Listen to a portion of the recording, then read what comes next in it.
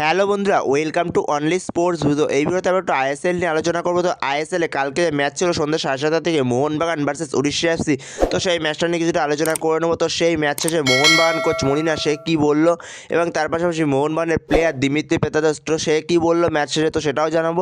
এবং তার পাশাপাশি দিমিত্রি পেত্রাদোসকে নিয়ে একটু আলোচনা করে নেবো। তো ভিডিওটি সবাই শেষ পর্যন্ত দেখতে থাকো, আর চ্যানেলে নতুন হয়ে থাকলে চ্যানেলটি সাবস্ক্রাইব করে পাশে থেকে বেল আইকনটিকে অন করে পাশে থেকো। তো সেখানে শেষ পর্যন্ত মোহনবাগান 1-0 গোলে ম্যাচটা জিতে মোহনবাগান আবারও ভারত সেরা।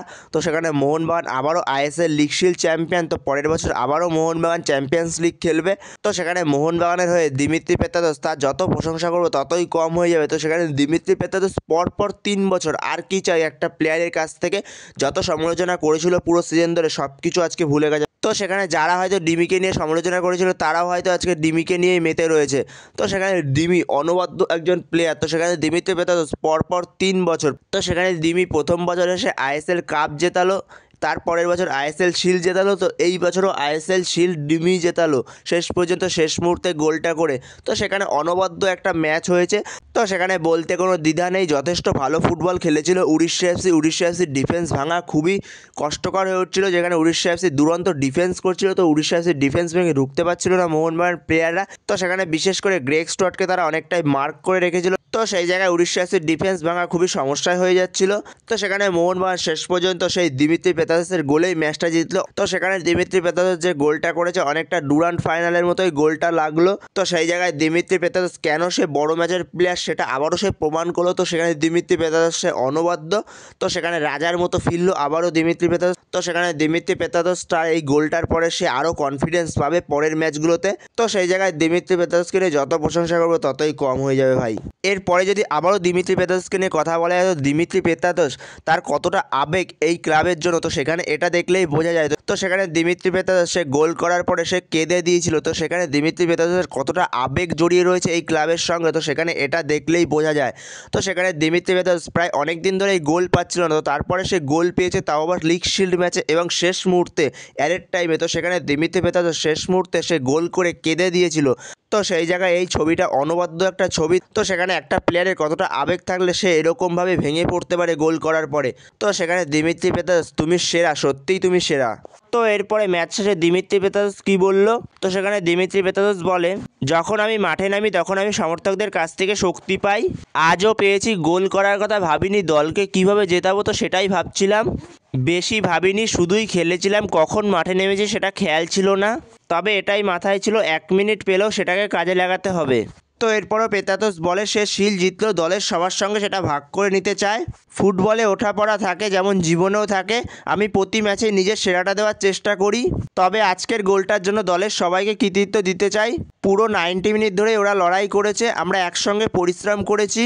তো এরপরে দিমিত্রি পেত্রাদোস তার 2 মাস পরে গোল পাওয়া নিয়ে সে বলে, তো গত 2 মাসে কতক্ষণই বা মাঠে থাকার সুযোগ পেয়েছি, কিছুটা সময় চোট ছিল আমার, তবে এ তো আমাদের জীবনের অঙ্গ। তবে আমি গত 2 মাসে কোনো রকম ব্যর্থ হইনি, একমাত্র থেমে যাওয়াই ব্যর্থতা, কখনো আমি হাল ছাড়িনি, তার ফল আজ পেলাম। তো সেখানে দিমিত্রি পেত্রাদোস ম্যাচ শেষে সে এগুলোই বলে। তো এরপরে যদি ভিশাল কায়েতের কথা বলা যায়, তো ভিশাল কায়েত সে তো অনবদ্য, কালকের ম্যাচেও ভিশাল কায়েত অনবদ্য। তো সেখানে ভিশাল কায়েতের সব মিলে 14টা ক্লিন শিট হয়ে গেল এই মরশুমে। তো সেখানে ভিশাল কায়েত এখন আইএসএলের মঞ্চে সর্বোচ্চ ক্লিন শিটের মালিক, সবথেকে বেশি ক্লিন শিট ভিশাল কায়েত রেখেছে। তো সেখানে ভিশাল কায়েতের আইএসএলের মঞ্চে 53টা ক্লিন শিট হয়ে গেল। তো সেখানে ভিশাল কায়েত যদি এরপরেও যদি ন্যাশনাল টিমে চান্স না পায় তারপরে আর কিছু বলার নেই। তো সেখানে ভিশাল কায়েত এই মরশুমে 14টা ক্লিন শিট রেখেছে। তো সেই জায়গায় ভিশাল কায়েতের এই 14টা ক্লিন শিটের পেছনে ডিফেন্সেরও ভূমিকা রয়েছে অনেক। তো সেখানে ভিশাল কায়েতও অনেক সেভ দিয়েছে, অনেক ভালো ভালো সেভ দিয়েছে ভিশাল কায়েত। তো সেখানে ভিশাল কায়েত ডিফেন্সের পেছনে ওয়াল হয়ে দাঁড়িয়ে অনবদ্য। কনফার্ম হয়ে গেছিলো ভিশাল কায়েতের হাতেই উঠছে গোল্ডেন গ্লাভসটা। তো সেখানে ভিশাল কায়েতই পেতে চলেছে এই মরশুমের গোল্ডেন গ্লাভসটা। তার 14টা ক্লিন শিট হয়ে গেছে, তার ধারের কাছেও কেউ নেই।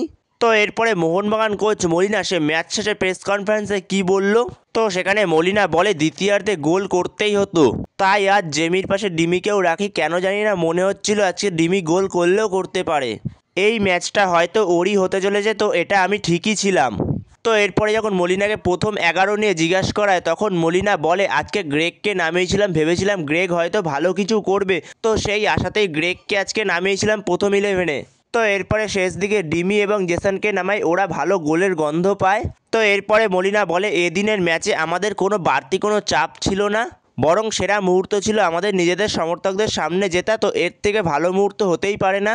বরং সে বলে গোয়া কালকে খুব চাপে ছিল, গোয়াকে ম্যাচটা জিততে হতো। তো সেখানে আজ জিততে না পারলেও আরও দুটো সুযোগ ছিল, তো সেখানে আমাদের কোনো চাপ ছিল না। তো এরপরে যখন মলিনাকে জিজ্ঞাসা করায় লিগ জয় হয়ে যাওয়ার পরে আপনাদের কাছে আরও দুটো ম্যাচ রয়েছে, তো ওই দুটো ম্যাচ আপনি কীভাবে খেলতে চান? তো সেখানে মলিনা বলে ওই দুটো ম্যাচও সমানভাবেই খেলতে চাই আমরা, কারণ আমাদের সেরার জায়গায় থাকতে হবে। আমাদের কাপ জয়ের জন্য এই দুটো ম্যাচকে প্রস্তুতি হিসেবে নিতে হবে। সামনে সেমিফাইনাল রয়েছে, ফাইনাল রয়েছে, তাই প্রতি ম্যাচেই আমরা নিজেদের সেরাটা দেওয়ার চেষ্টা করব। মুম্বাই ম্যাচেও আমরা নিজেদের সেরাটা দেওয়ার চেষ্টা করব। তো সেখানে মোহনবাগান কোচ মলিনা সে ম্যাচ শেষে প্লেয়ারদের সম্পর্কে এবং টিমের সম্পর্কে এগুলোই বলে। তো বন্ধুরা, মোহনবাগান কালকে লিগ শিল্ড জেতার পরে তোমাদের অনুভূতিটা কেমন ছিল অবশ্যই কমেন্ট করে জানিও এই বিষয়ে। তো এই ভিডিওতে এই পর্যন্তই। তো এই ভিডিওতে এই আপডেটগুলো নিয়ে আলোচনা করার ছিল। তো ভিডিওটি ভালো লাগলে অবশ্যই লাইক শেয়ার সাবস্ক্রাইব করতে ভুলো না। তো নেক্সট ভিডিওতে দেখা হচ্ছে, ততক্ষণের জন্য বাই বাই।